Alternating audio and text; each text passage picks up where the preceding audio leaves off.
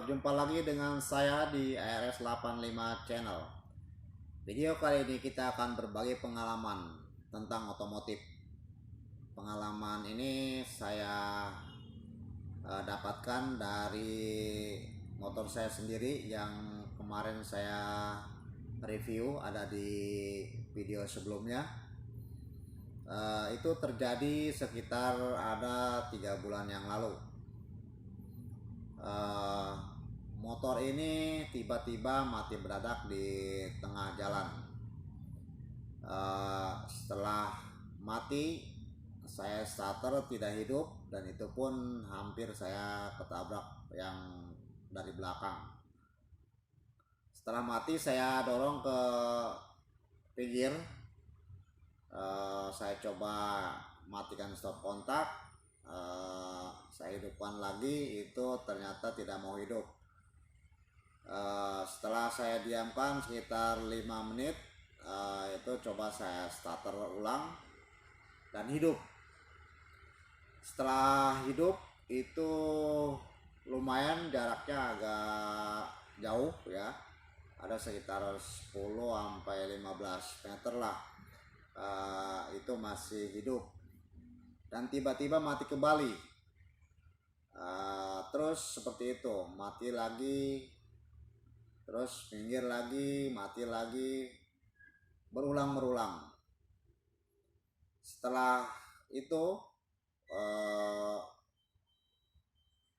saya datang ke bengkel dan menceritakan kendala yang saya hadapi.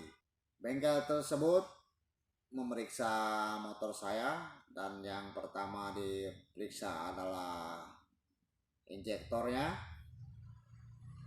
Setelah diperiksa injektor, ternyata pengapiannya itu lemah dan bensin pun keluarnya sedikit demi sedikit.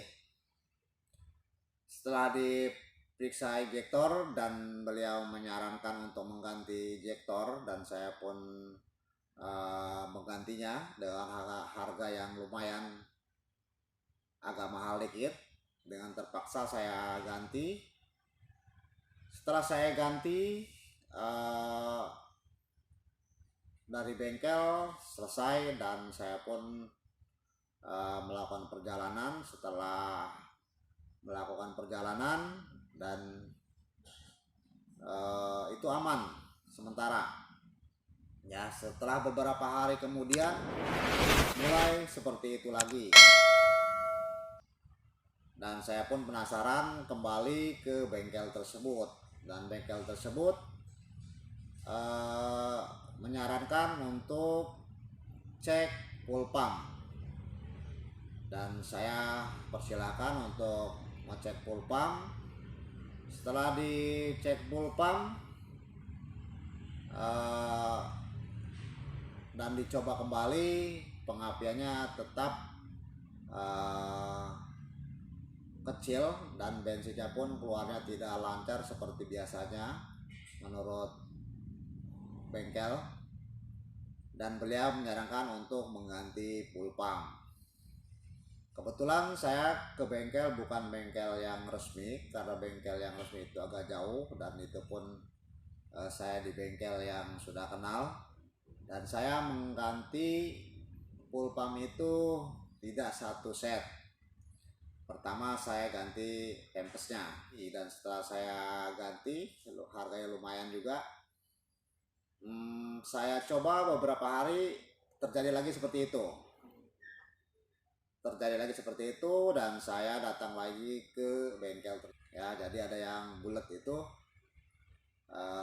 diganti. Setelah diganti selesai dan harganya pun lumayan, saya coba tes kembali. Setelah saya tes kembali beberapa jam, kebetulan pada waktu itu saya bisa tes di tempat situ. Saya tes dan muter-muter, ternyata pas di tanjakan itu tenaga tidak ada, dan sama seperti kemarin itu berhenti juga. Saya bingung kenapa injektor sudah diganti, full pump sudah diganti, masih seperti itu. Setelah saya balik ke bengkel, dengan susah payah saya mendorong karena pengapiannya tidak ada sama sekali. Setelah saya dorong, saya datang ke bengkel dan saya ceritakan bahwa sudah diganti semua, tapi kok masih gitu. Terus beliau bilang tadi katanya waktu di bengkel dicek sama beliau, muter-muter itu tidak ada masalah. Tapi kenapa pas saya cek itu jadi masalah. Nah setelah itu beliau itu feeling ke cangklong busi. Jadi di dalam busi itu ada cangklongnya. Nah setelah dicek sama beliau businya, ternyata itu copot. Ya, cangklong businya itu copot dan pengapiannya itu tidak ada. Jadi setelah copot dipasang lagi bisa dan dicoba. Setelah dicoba di jalan yang agak rusak, ternyata dia kena getaran itu kendor. Kena getaran kendor. Jadi setelah kena getaran kendor jadi copot. Setelah itu beliau menyarankan untuk mengganti cangklong busi. Akhirnya saya ganti dengan cangklong busi yang harganya lumayan ori.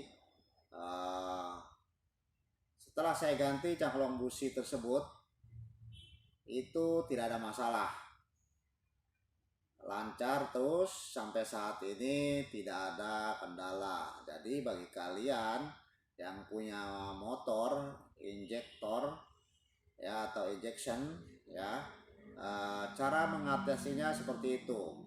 Jadi yang pertama itu kalian coba lihat dulu cangklong businya kendor apa tidak, pengapiannya. Nah kalau pengapiannya kendor berarti masalahnya di situ yang pertama. Jangan buru-buru kalian ganti injektor, jangan buru-buru kalian ganti full pump, karena belum tentu masalahnya di situ. Saya pun menyesal karena saya buru-buru ganti injektor, saya buru-buru ganti full pump. Coba saya waktu itu ganti cangklong besi terlebih dahulu. Mungkin dengan harga yang murah motor saya bisa sehat kembali.